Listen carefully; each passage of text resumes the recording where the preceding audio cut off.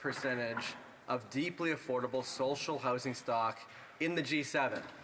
It's about 3% or just over of housing stock across the country, about 650,000 units. Even if we were to double our social housing stock, we'd still be the middle of the G7. It's clear that we're not going to solve the housing crisis unless we get more deeply affordable housing built, and co-op housing, of course, is a big part of this. Now, in the past, we used to do this well. Back in the 80s, for example, in the 70s and the 80s, we got 60,000 co-op homes built. As one example, Madam Speaker, in 1982, 8% of all rental units constructed across the country were co-ops. It was about 6,500 units that year alone. And it's investments like that every single year that led to the construction of co-ops like Brighton Yards in Uptown Waterloo that I lived in for 6 years. Brighton Yards is a deeply affordable, dignified housing with a strong sense of community. And there are many others all across Kitchener, including in the riding I represent. There's Asgard Green in Cherry Park, Bread and Roses downtown Kitchener, Willowside Co-op on Victoria Street. It's clear we need to get back to building co-ops every single year. But instead what's happened is the federal government has stagnated in funding co-ops, and as a result, construction has stagnated also.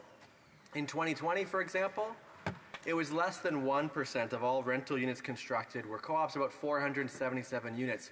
Compare that, a far cry from the 6,500 built back in 1982.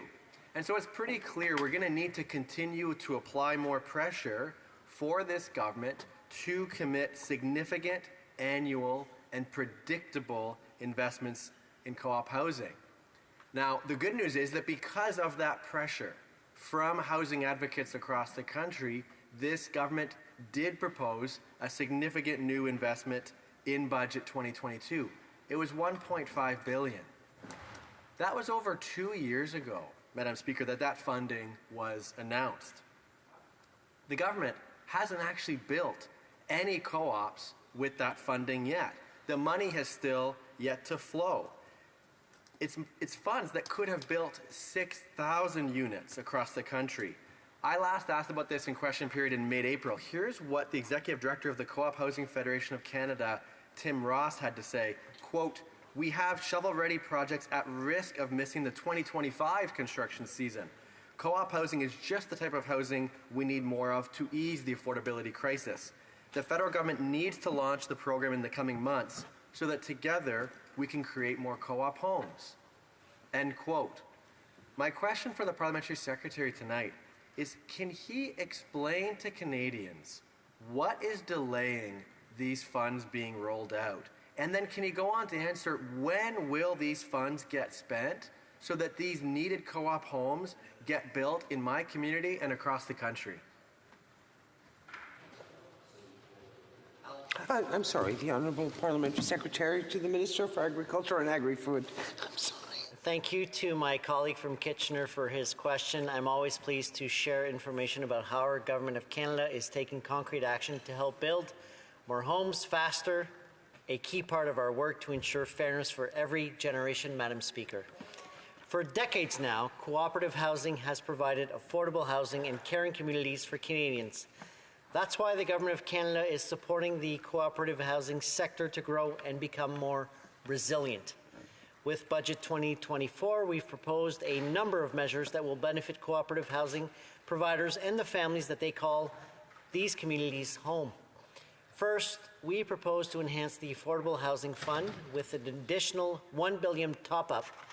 This brings the fund to $15 billion, and we encourage cooperatives to continue to access it to build units and repair existing ones. We also propose to protect and expand affordable housing by creating a new $1.5 billion Canada Rental Protection Fund. This fund will provide loans and contributions to help housing providers to acquire units that will be rented out at an affordable rates and to preserve rents at a stable level for decades to come. It will prevent those units from being redeveloped into out-of-reach condos or luxury rental units. We also propose to keep not-for-profits and co-op homes affordable by introducing a new flexibilities to the Federal Community Housing Initiative. This will ensure eligible housing providers can access funding to maintain affordability for low-income tenants and co-op members. Finally, our new Canada Greener Homes Affordability Program will help housing providers to make energy-efficient retrofits that will help them and their tenants. In addition to these initiatives specifically designed for not-for-profit and cooperative housings, we announced a number of measures that will make it easier to get affordable housing projects off the ground. For example, the $400 million top-up to the Housing Accelerated Fund will help more local governments to cut red tape and make the changes needed to get more housing built faster. Our investments to boost the productivity capacity of the construction industry will ensure that Canada has the worker and innovative technologies needed to scale up supply. Starting 2024-25, we plan to invest $100 million over 2 years to encourage Canadians to explore careers in the skilled trades and help create apprenticeship placement. And our new $6 billion Canada Housing Infrastructure Fund will help communities build the essential infrastructure needed to support more homes and more vibrant and livable neighborhoods, including with cooperative housing. The Cooperative Housing Federation of Canada supports our plan, and I quote, "We recognize and support the important federal commitment detailed in today's plan to ensure cooperative housing is part of the supply response to this generation's housing crisis," end quote. While not part of Budget 2024, I would also like to note that the housing plan launched just ahead of the budget includes a $1.5 billion cooperative housing development program developed with the CHFC and will commence this summer. The program will build capacity with the co-op sector and support sustainability of this housing, and it's an effective and affordable model that has stood up to the test of time. Madam Speaker, we're there for co-op housing, we're there for Canadians, and we'll continue to support building co-op housing across Canada. Thank you, Madam Speaker. Honourable Member for Kitchener Centre. Thank you, Madam Speaker. I appreciate that the Parliamentary Secretary for Agriculture at the end of his remarks got to the question of this investment. Now, the issue is that this investment was committed 2 years ago. It's been 2 years since this government finally announced they were going to get back into the business of building co-ops, and they haven't actually built any. We are in a housing crisis. This is not a time to be spending 2 years talking about getting co-ops built. It's time to actually get them built. Could the Parliamentary Secretary at least comment to share some explanation to Canadians of what has happened over the last 2 years, that this investment was committed, and 2 years later, nothing has gotten built yet? Even better, can he share when the funding will flow so that in my community and others across the country, we'll see new co-ops getting built, which I know is what he wants to see happen too? The Honourable Parliamentary Secretary. Madam Speaker, the Honourable Member talks about the last 2 years. We've been at the table since 2015, since we came into power. I know for a fact co-op housing has been a major priority for our government, and I know for a fact because I've lived it in my own writing. Co-op housing under the previous government was on a downward scale.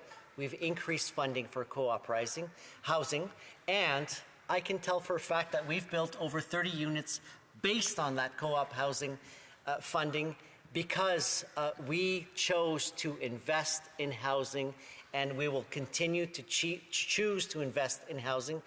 And of course, we can pinpoint the fact that we made an announcement. I would invite my honourable colleague to speak to the minister. I'm not sure which project he's talking about, but you don't build a home in 2 months. There's obviously conditions that come into play.